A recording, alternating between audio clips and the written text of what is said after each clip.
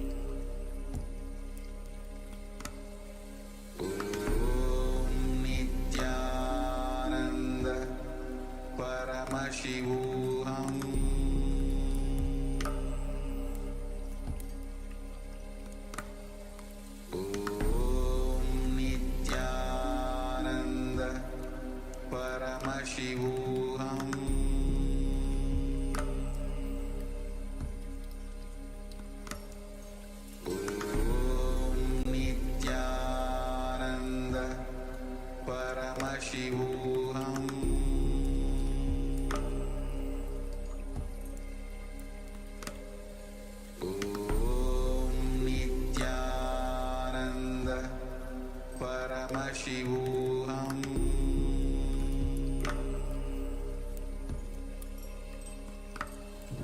Om Nithyananda Paramashivoham.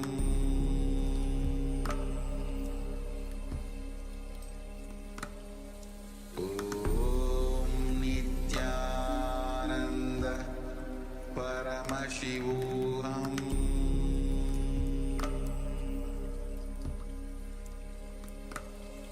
Om Nithyananda Paramashivoham.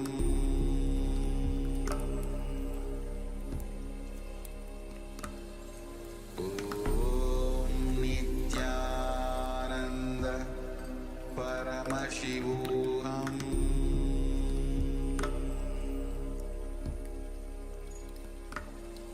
Om Nithyananda Paramashivoham.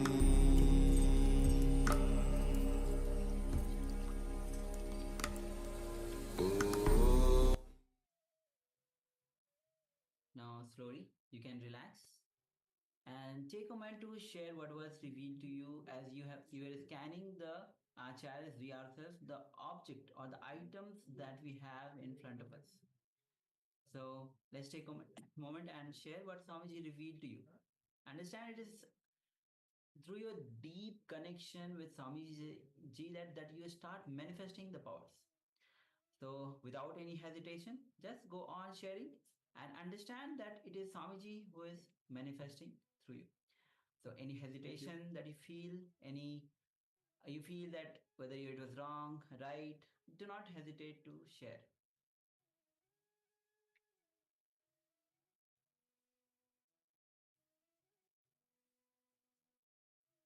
Yes, meanwhile, also requesting participants that have their cameras switched off, or perhaps you have the camera on, but it is either too dark or you're not in front of the camera. If you could please make sure that you are visible in the camera. So switch on your cameras and be visible. So we have participant Wong Mang Kong, Ma Shu Wei Ping,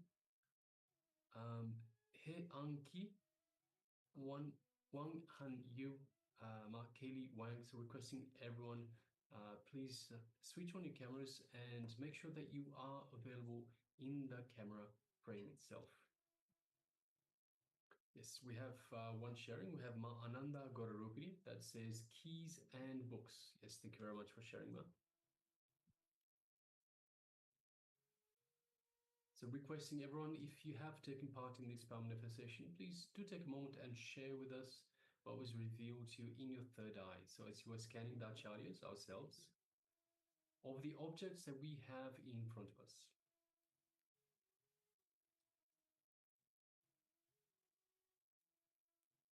And even all the you participants on the YouTube, you can start sharing your revelation. Even you don't think that since you are on YouTube, you are not being attended. Make sure that you are putting your revelations on YouTube chat. You'll be attending to each of your comments. So you can also start sharing on YouTube. Meanwhile, you can, all the participants on the Zoom, you can also start sharing your revelations on the third eye as you are scanning, manifesting the power of remote vision. All right, so let us now start the verification stage. So we'll be showing some of the items that we had, or rather all the items that we had in front of us.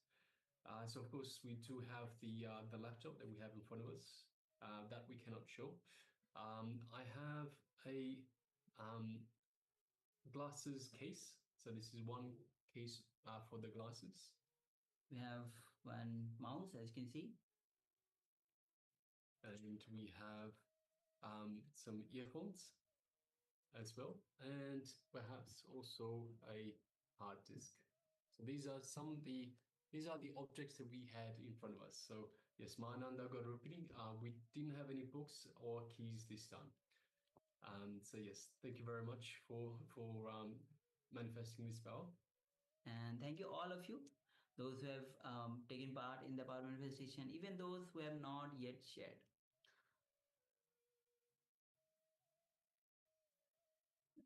Okay, so with this, now we'll be entering into the next round of the internalization exercise. Previously, we had the revelation by Swamiji on the 4 states of consciousness. So, so in this round, we'll be next will be entering into the internalization exercise, which is 5 states of consciousness.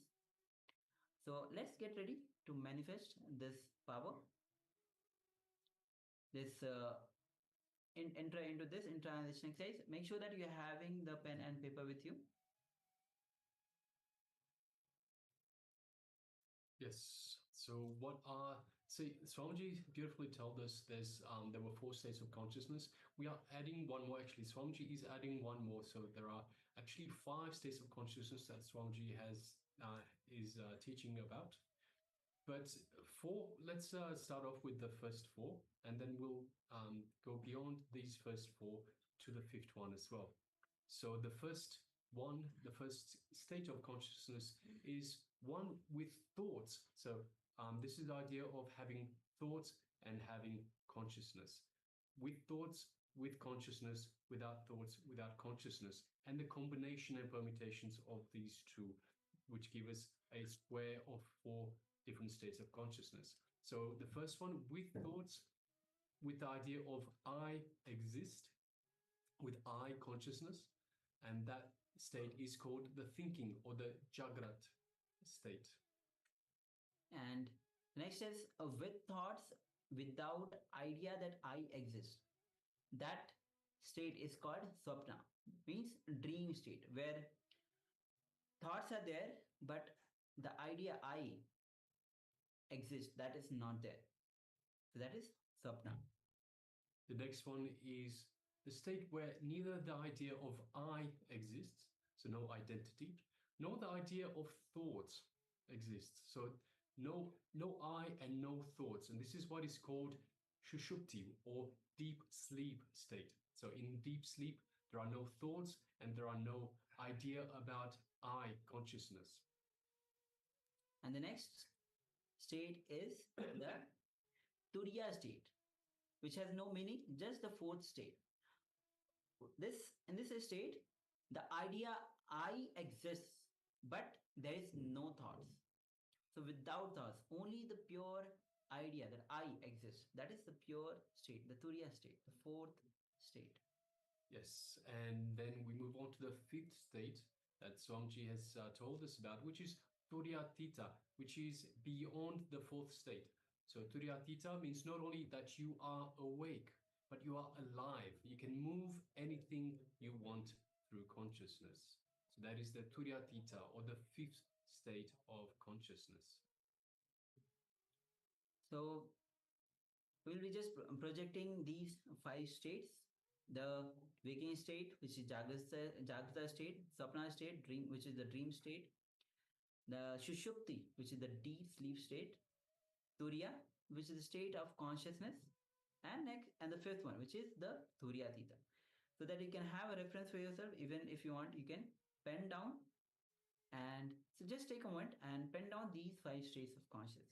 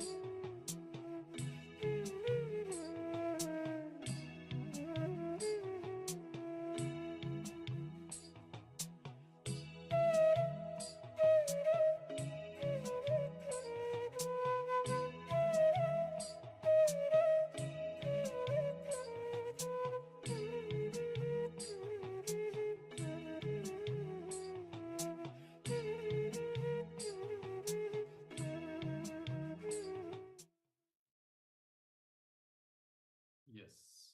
So I hope you had a chance to have a look through, to write down all the details. And what we will do is, it is asking us to create a diagram of these, a table of these 5 states of consciousness. Of course, we have 2 by 2 for the eye consciousness and with thoughts, and without eye consciousness, without thoughts. But it's a little bit tricky in terms of the 5th state. How do you show a 5th state in the table format? So we have drawn these for you. So we're just going to display these in a table format for you, so you can pen this down. So let us continue.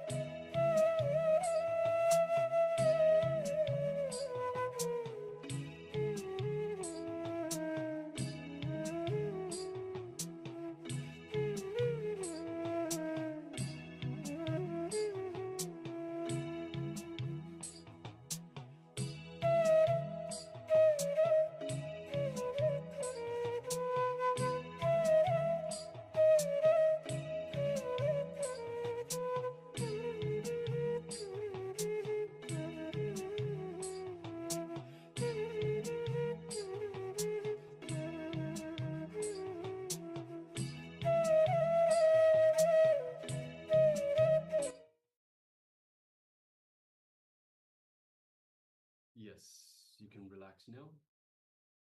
So this diagram that you've just seen, it represents the 5 states of consciousness in a table format, as Swamiji has told us. So once again, you have with thoughts and with I identity, that is the waking state or the Jagrat.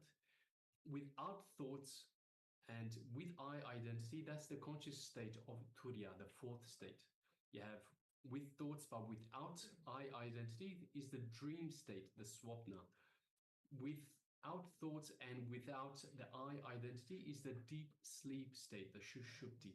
And of course, the 5th state, which is beyond Turiya, beyond the 4th state, is the 5th state, and that is the Turiyatita, which is the state where which allows us to do anything, to move anything just through our consciousness. We are eternally awake in that. All right, so now let us move on to the next segment, and we'll move on to another internalization exercise in reality versus dream. Understanding that reality is a dream. You are not the eyes. Eyes are just an instrument for seeing. Many times your eyes may be open, but you are not seeing. And actually, you have much of experience multiple times where your eyes are open, but you are not actually seeing, not registering the scene which you are seeing. Many times it happens in our life. So eyes are just an instrument for seeing. You are not the eyes. So just sit and remember you are seeing through the eyes. When you look through the eyes, suddenly you will see you are witnessing everything. So let's take a few minutes and actually work on this, and let's remember, just sit and remember that you are seeing through the eyes. And when you look through the eyes, suddenly you will see you are witnessing everything. So please spend a few minutes in this exercise. Let's begin.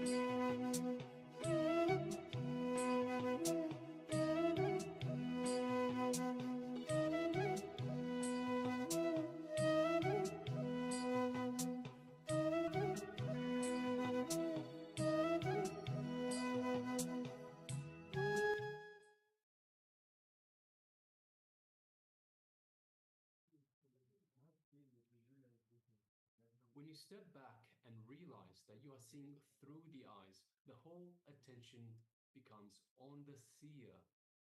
That is innocence. Innocence means having a clear understanding that whatever you see in the outer world is made of the same stuff out of which your dreams are made.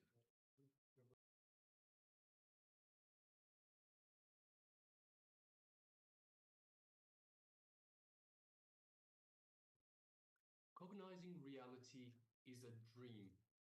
It requires understanding that what you see is a dream. Having the Shakti, the energy to change the dream, and having the buddhi, the intelligence to know it is a dream. So there is no need to change it at all. So an important truth that you should know is that dreams are made of the same stuff out of which this waking world is made. So once again, the world is made of the same stuff in which the dreams are made, and dreams are made of the same stuff of which the waking world is made. So if you think dreams are ordinary, this world is also ordinary. If you think this world is fantastic, your dreams are also fantastic. And it works both ways. So again, once again, the important truth you should know, dreams are made of the same stuff which the waking world is made.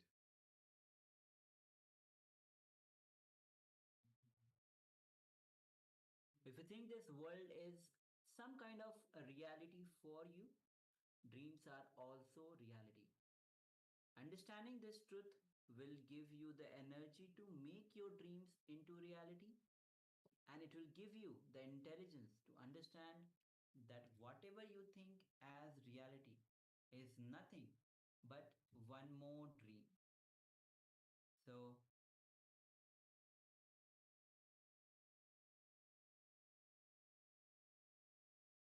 again, if you think this world is some kind of reality for you, dreams are also reality.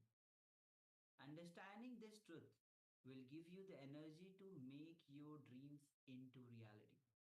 And it will give you the intelligence to understand that whatever you think as reality is nothing but one more dream.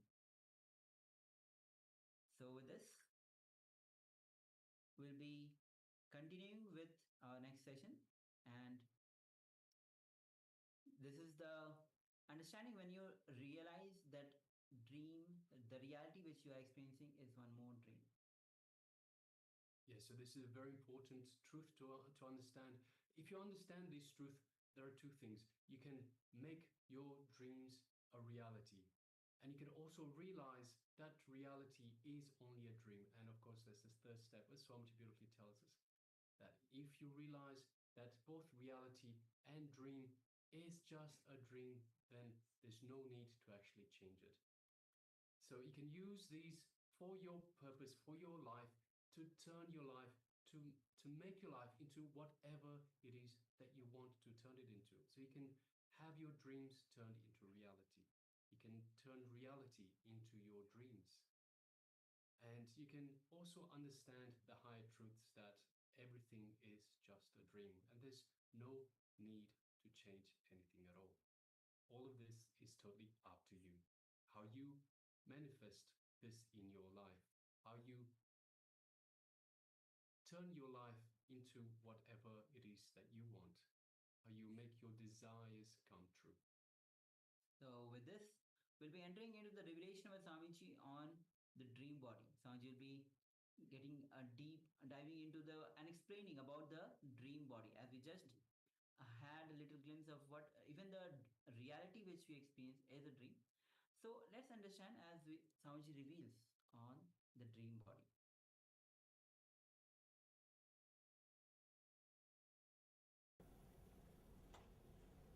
We will enter into the second session, which is related to dream body, which is subtle body. let you understand few things. Whatever you suppress, whatever you wanted to happen, and whatever you don't want that to happen, whatever you want to happen, whatever you think that it should happen, whatever you think it should not happen, both happens in the dream. Whatever you think you want to happen, the desire, the greed, whatever you think it should not happen, the fear, which you suppress, both comes up in the dream.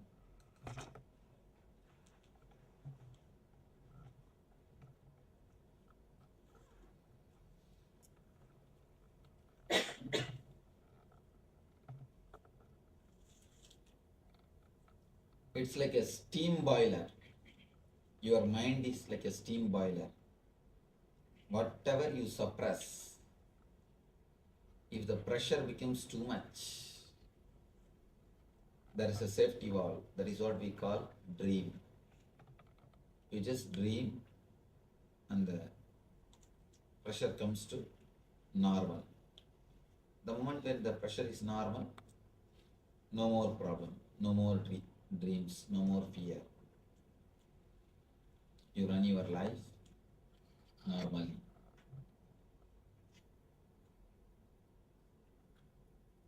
This is the way basically we dream. This is the way basically dreams happen. There is one more thing. If just dream comes and goes, there will be no problem. But this dream body doesn't keep quiet. If dream comes only in that time, in a particular time, if your dream body is active and your extra steam or extra pressure is released, as long as that happens, no problem. Things go very smoothly. But it is not that only this happens. Something more happens. There starts the whole trouble. This dream body unnecessarily starts entering into the waking body and deep sleep body. When the dream body unnecessarily enters into the waking body, that is the time you get restlessness. You will be sitting physically in one place, but mentally you will feel deeply restless. It will be moving here and there, here and there, here and there, this side to that side, here and there. Second thing, the deep sleep, the subtle body, when it enters to deep sleep, the causal body, that is the time you get insomnia. You will be lying, but you will not be able to sleep. Continuously, you will be thinking. The other day, I read a quotation in the car. Here all sorts of weird quotations they write in the car. I never suffer by insomnia because I enjoy every minute of it.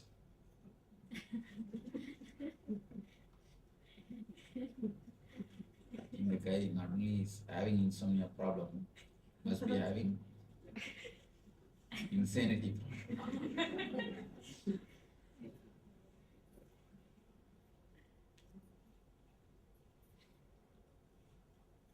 When the dream body enters unnecessarily into the waking body or into the deep sleep body, it creates trouble.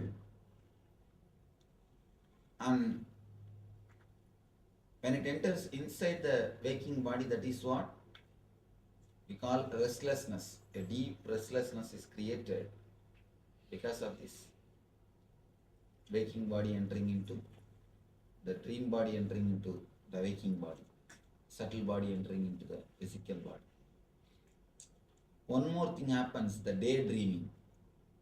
Daydreaming is nothing but subtle body entering into the dream level, subtle body entering into the physical level, physical body. When you are sitting, but your mind will be somewhere wandering. somewhere dreaming, almost as it is now.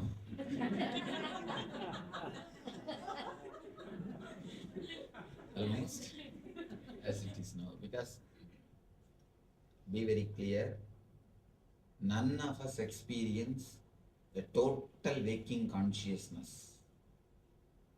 If you actually experience a total waking consciousness, even that will lead you to enlightenment. But we never experience a total waking consciousness. We always keep a certain amount of dream body, so that any time enlightenment comes, we can escape. Anytime, suddenly if super consciousness starts happening, we can escape from it. It's like you keep a continuous shield. Anytime if super conscious starts, you start moving towards super conscious, or super consciousness starts moving towards you, you keep that buffer and escape. Continuously, one portion of you goes on thinking, daydreaming.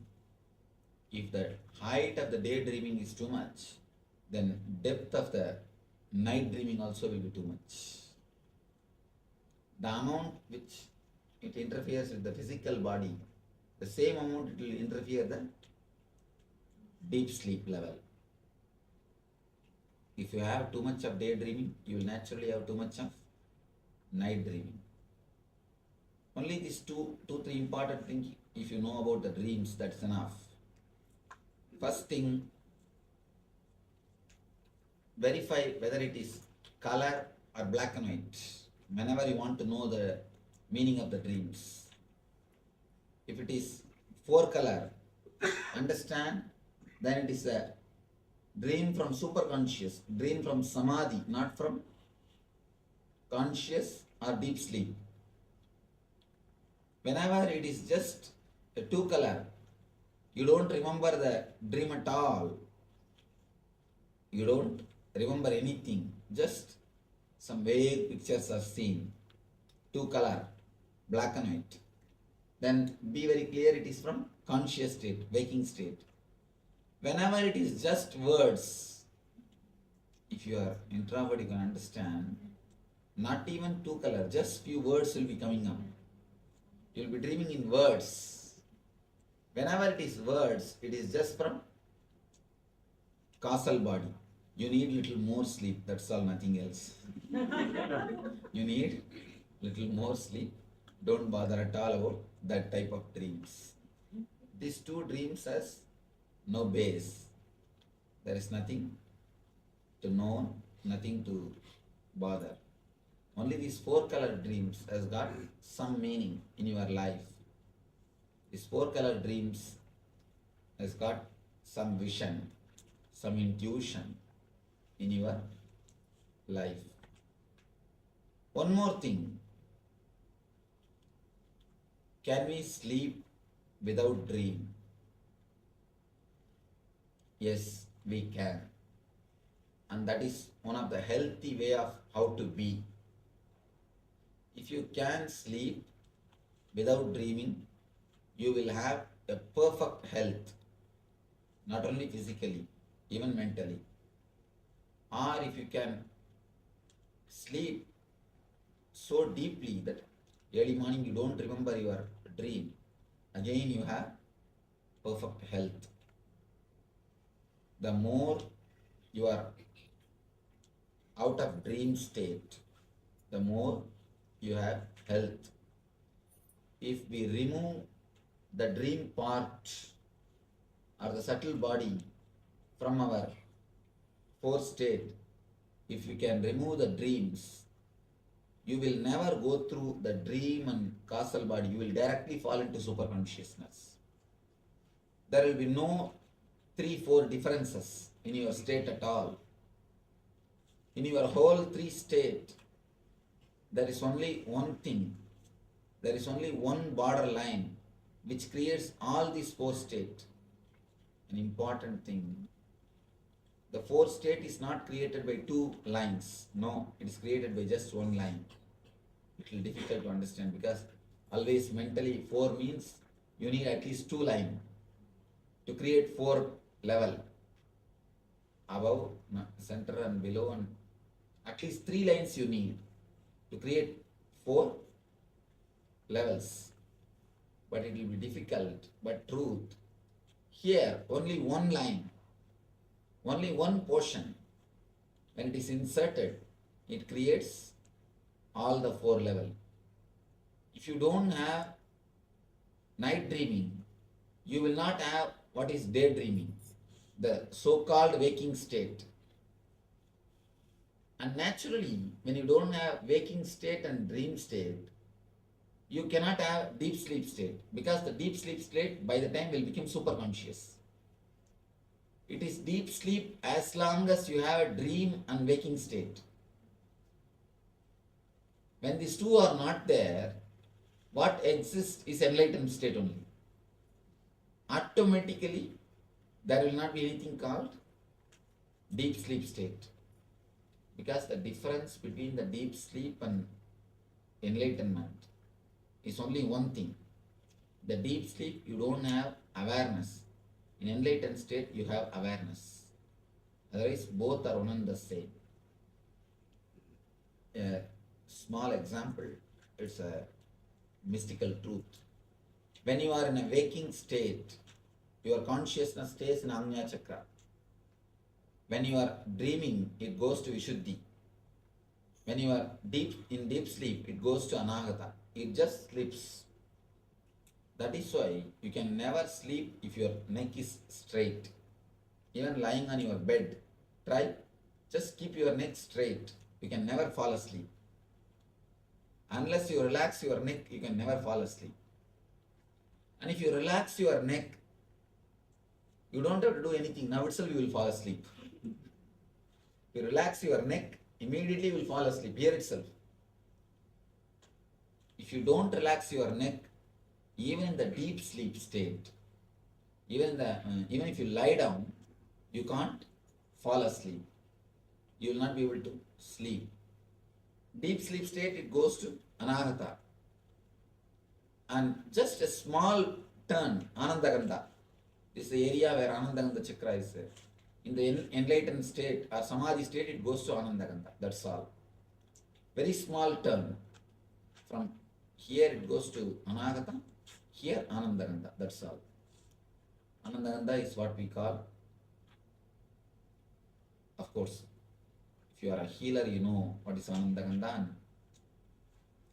It's one space, one chakra, where all the 7 chakras collapse. If you fall into Anagata, you will sleep. If you fall into Anandagandha, you will meditate. That's why so many people, they feel like sleeping when they go into meditation. Somebody was asking, I felt like continuously yawning. So, when you travel towards sleep and meditation, sleep and enlightenment, majority distance is same. For example, from here if I go up to the door, majority distance is same. Only 3 steps, if I take that side, I'll go through that gate. If I take this side, I'll go through this gate. Just like that. From here to there, from here to Anahata, the distance is same. If I take 3 steps towards Anahata, I'll fall asleep. If I take 3 steps towards Anandagandha, I'll fall into Samadhi. I'll fall into enlightenment. I'll fall into meditation. There is no much difference. That is why whenever you meditate, you feel like sleeping. Because the root is one and the same. How to go beyond dreams? How to release the pressure?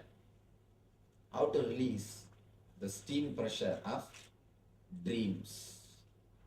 How you can enter into the state beyond dreams? How you can dissolve the dreams? Before entering into the meditation, some questions which I have not answered.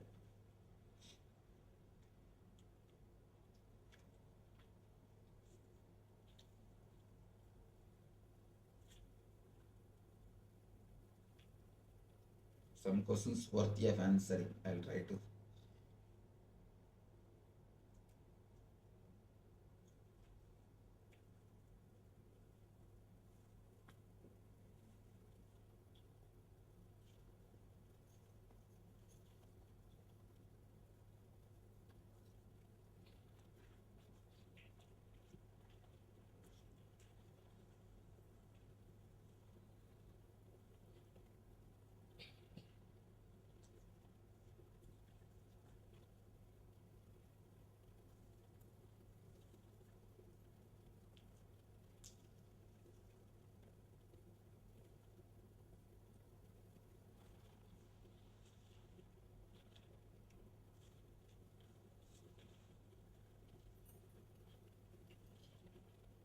My sense of reality is changing.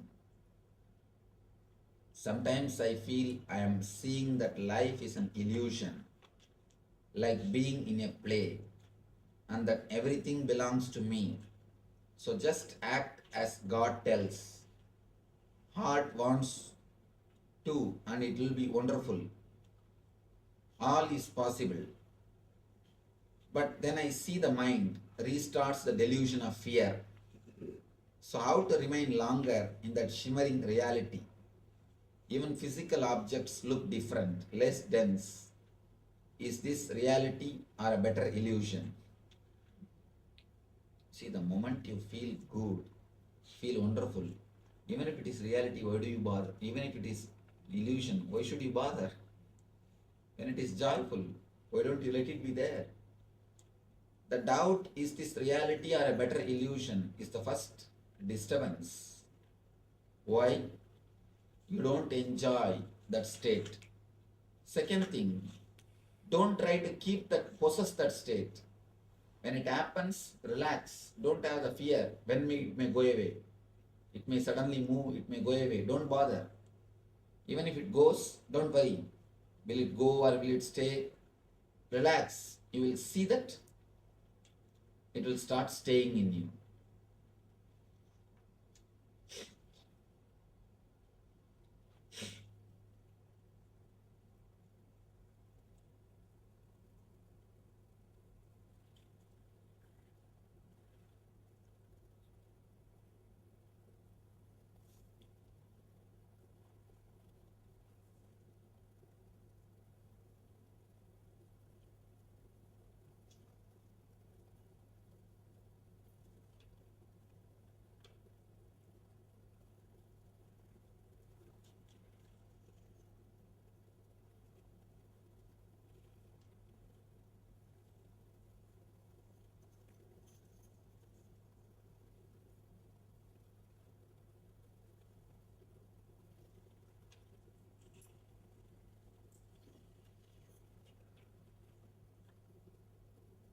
Here are these questions.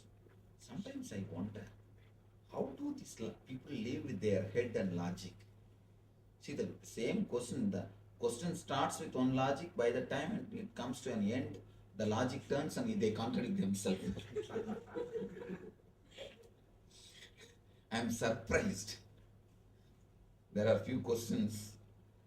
You can't answer that question. You have to answer the questioner himself.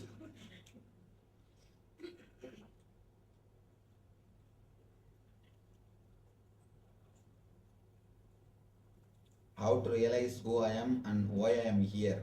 Ask the next person, he will tell you. This question has to be asked to you, to yourself, who am I? Not to somebody else.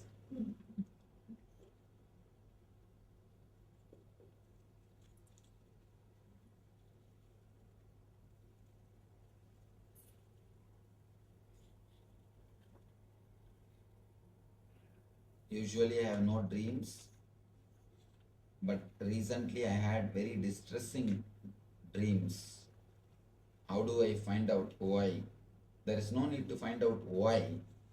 Find out how to come out, how to stop having the dreams with so much of stress. Now we will be doing a meditation to reduce the steam pressure in the dream body. to reduce the steam pressure in the dream layer.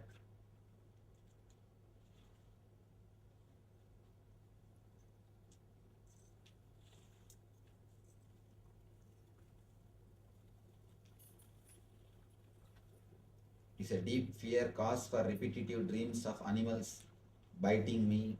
Yes, that is true. It's a deep fear only creates a repetitive fear, animals biting you.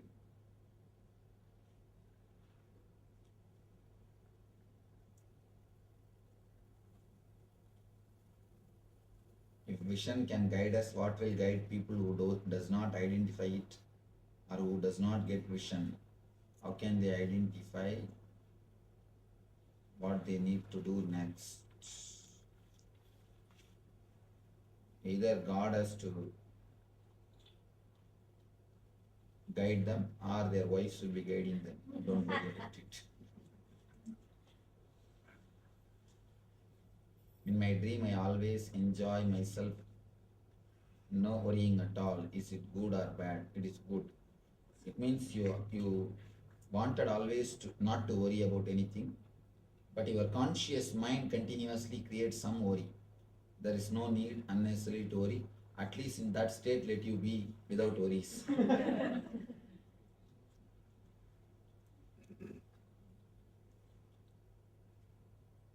Our waking life is also a dream, then are all these people just illusions, including you? Yes. No, it is 4 color. Ramana Maharshi says, no, illusions, it is not an illusion. 2 color, 4 color problem is not there. It can be 4 color and illusion. It can not only 4 color. According to you, you know only 4 dimensions. 4 dimensions. Just understand length, breadth, depth, time and space. That's all. Only the 4 dimensions you know. According to mystics, there is a 10 dimension. 10 dimension. For example, you can leave the length of this mic and breadth of this mic and just teleport the depth of this mic from here to here. Length and breadth will be here, just depth can be teleported. It means you will put your hand, nothing will stop your hand, but you will see the mic form. Nothing will stop your hand. And you can leave the depth and just teleport length and breadth. Nothing will be seen. If you put your hand, it will hit. Something will be stopping you. So there are 10 dimensions. You know only 4 dimensions. That is what you call reality. It is not reality. Reality is 10 dimensional. It is Dasamasthana. In Upanishads, they speak about Dasamasthana. There are multi-dimensions which you do not know to the reality. You know only this 4 dimension. So understand, surely including me, as you understand, is just a dream. Ramana Maharshi says, somebody goes and asks Ramana Maharshi, including you is a dream, then how seeing you helps us? Then what is the use of seeing you? Ramana Maharshi says, if you see a lion in your dream, you just wake up from the dream. Just like that, when you see me in your dream, you wake up from your dream. If you see me in your waking state, it's like a simha sopna. You are made to wake up from this state. Seeing the master in the waking state wakes you up from the waking state. You move to the superconscious state.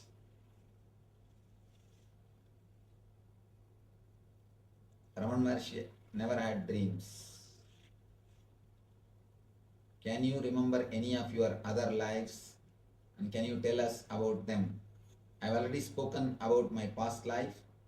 There's a book coming, Echoes from Laughing Temple. Read that, you will have a clear detail. Is it important to be vegetarian?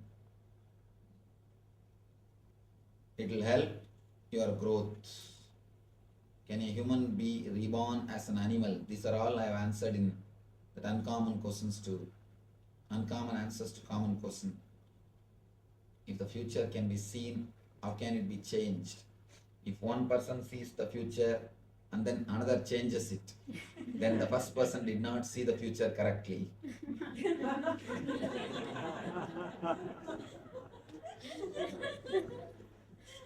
Future, as on now, see, future means you project from the past actually. If you just see somebody's past, almost you can identify his future, how it will be. Because future means you don't create from somewhere else. You create the future from the same stuff which you call as past. That's why you create the same rut, undergo the same trouble, same thing. Nothing much will be different. Only when a master interferes in your life, he changes the whole thing. So if you go to an ordinary person, when he predicts only the real future. But when a master comes, he just changes it. It is like a time shaft. If you go to an ordinary guy who does prediction, he sees the time shaft, what is printed, and he says. And if you suddenly meet a master, and if he erases, how can the person who predicts can be responsible? So he is not responsible for it. Can drugs be useful for a spiritual person? No. No way it can be useful. It can only be harmful. Can sex be useful? It can be used when it is used with the proper tantric techniques. But as on now, it's very difficult to get a proper tantric techniques. All the tantric techniques available now and all the tantric masters at least available now are like astrologers. Astrology is great shastra, but astrologers are, just like the tantra is a great shastra, but the tantrics have spoiled it. Can you see auras? Do you see unusual things? I can see auras, but I don't see unusual things. I see usual things. You see actually unusual things. Only you see unusual things. I see only the usual things.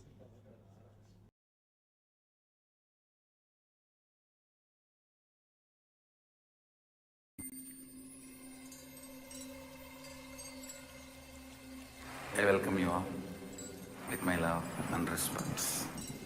Let you all open all your three eyes.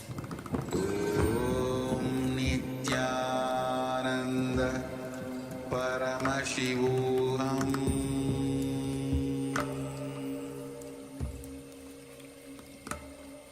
Om Nithyananda Paramashivoham.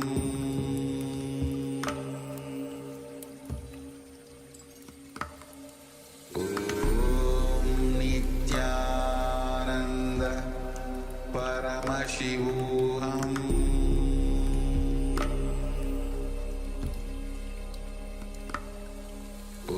Om Nithyananda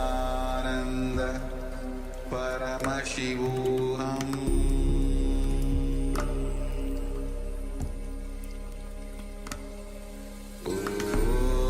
Nithyananda Paramashivoham. Paramashivoham.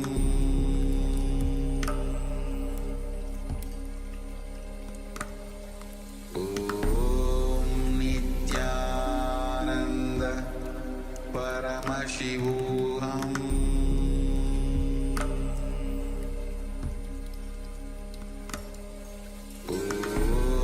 Nithyananda Paramashivoham.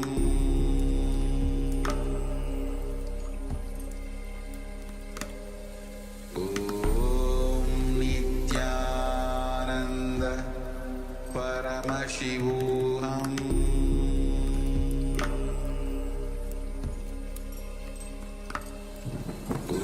Om Nithyananda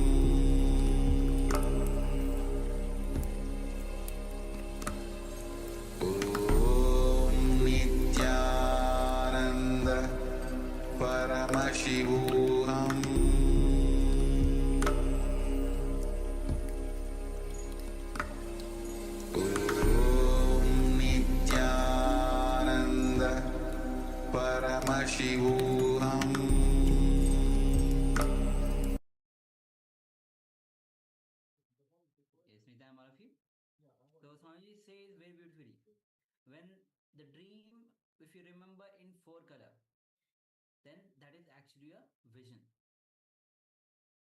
And how ultimately even the dream is, even the reality is a dream. So with this, let's move on to the power manifestation. And today, as we are doing the power of remote vision, again in this round as well, will be all of you will be actually scanning the items which are in front of us, the acharyas. We have few items, the objects in front of us. Will be manifesting the power of remote vision. You'll be scanning both the acharyas and recognizing the items which are there in front of us. So let's get ready to enter into this round of power manifestation. All right, so requesting everyone to sit comfortably with the head, neck, and spine in a straight line. If you wish, you can keep your eyes closed or you can keep them open. It is up to you. But it is important to keep this straight line with the head, neck, and spine to allow for the Shakti, for the energy to fully run through your body, for the Kundalini Shakti. So once again, requesting everyone, let us sit comfortably with the head, neck, and spine in a straight line. And just let's start off with just taking a couple of long, deep breaths. So just follow my lead. Let's breathe in slowly and deeply. And breathe out slowly and deeply. And once again, breathe in slowly and deeply. And breathe out slowly and deeply.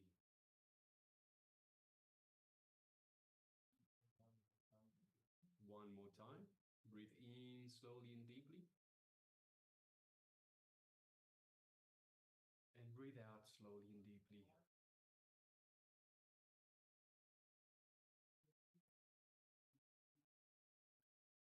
Now let us just bring our awareness to the Ananda Gandha, which is just the area below the heart center. So this is the heart center here.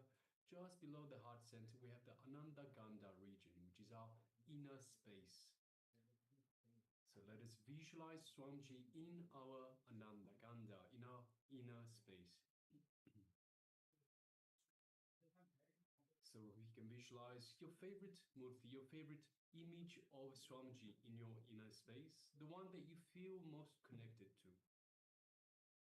So it's important that you have your ideal image, vision, murti of Swamiji that you visualize in your inner space. And connect to that image, connect to Swamiji through that image. And as you do so, you feel the love and compassion that is radiating from Swamiji, from your inner space.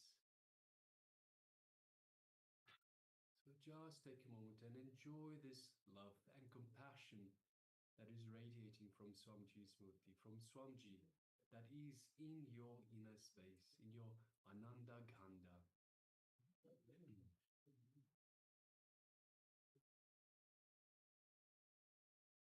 Feel the superconscious energy radiating from Swamiji that is permeating throughout your entire body.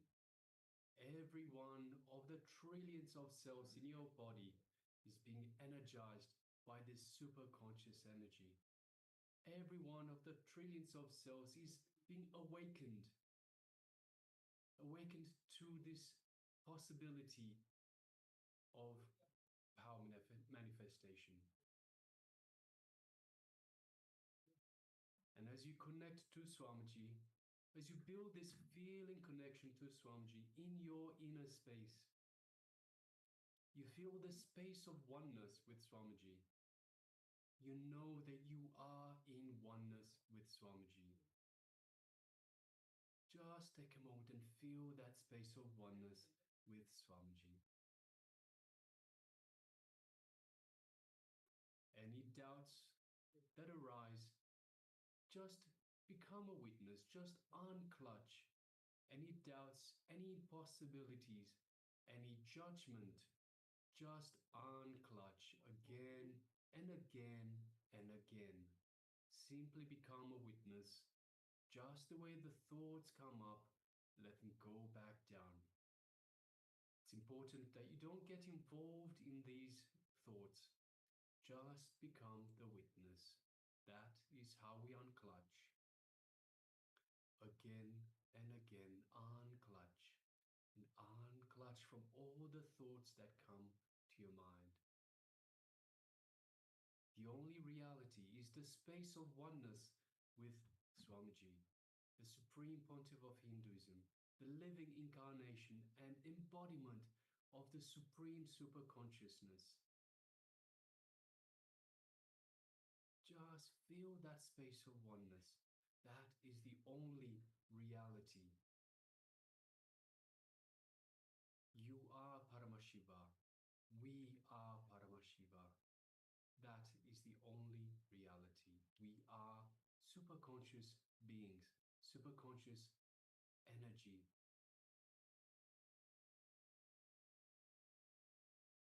Now let us just move our gaze to the third eye between the eyebrows, the Anya chakra.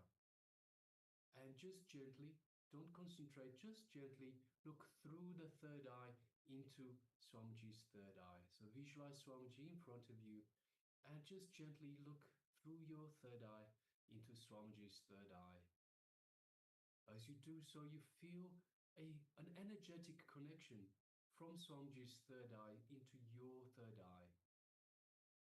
A connection that is vibrating, that is energizing your third eye, awakening your third eye, activating your third eye.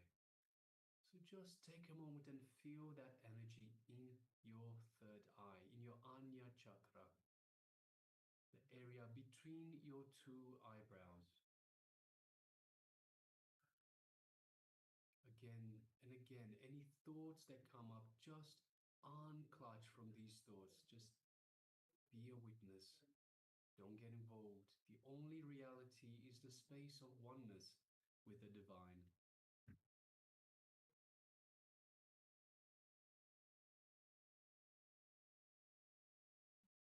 Now, from this space of oneness, let us start making a strong intention to scan and see the items that are in front of the acharyas of ourselves. To make that strong intention, that again is the only reality. So the only reality is you are in oneness with Paramashiva, in oneness with Swamiji, and you are visualizing and scanning the items that are in front of the acharyas. Now let us start chanting the Mahavakya, which is the cosmic code word that Swamiji has given us to build that feeling connection, to strengthen this feeling connection to him. Om Nithyananda Paramashivoham.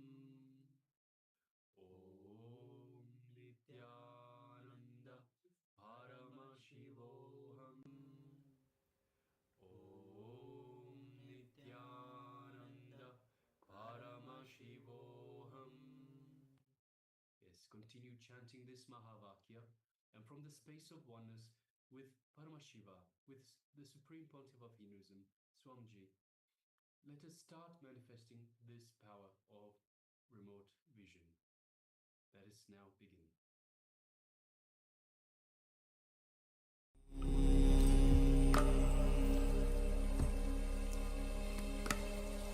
Om Nithyananda Paramashivoham.